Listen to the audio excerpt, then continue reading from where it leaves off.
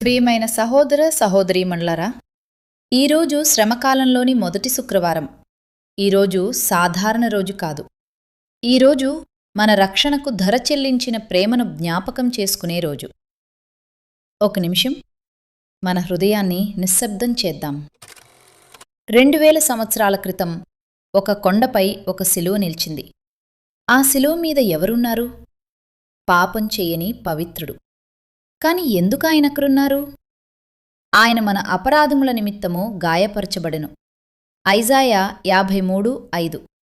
ఆ గాయాలు నా కోసం, ఆ మేకులు నా కోసం, ఆ రక్తపు చుక్కలు నా కోసం. మనలో ప్రతి ఒక్కరం ఆలోచించాలి.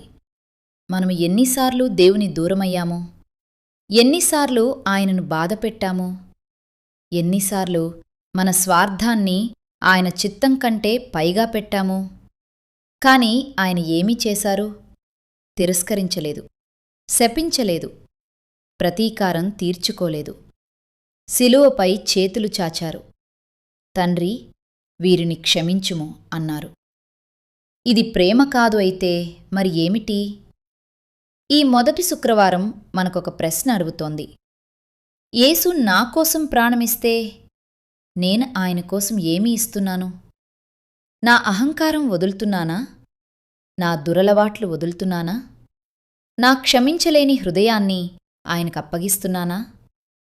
శ్రమకాలం అంటే కేవలం ఉపవాసం కాదు, హృదయ సమర్పణ.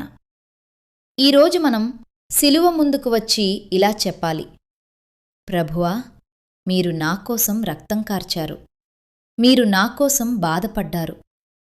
ఇక నా జీవితం మీకే చెందింది. శిలువ ప్రేమ మనలను మార్చాలి. శిలువ ప్రేమ మన అహంకారాన్ని విరగదీయాలి. శిలువ ప్రేమ మన జీవితాన్ని పవిత్రం చేయాలి. ఈ మొదటి శుక్రవారం మన హృదయాన్ని శిలువ కింద ఉంచుదాం. ఏసయ్యా, నేను మీవాడిని. నా జీవితం, నా భవిష్యత్తు, నా కుటుంబం అన్నీ మీ చేతుల్లో. ఆమేన్. ఈ సందేశం మీ హృదయాన్ని తాకితే కామెంట్స్లో శిలువ ప్రేమ నన్ను మార్చింది అని రాయండి.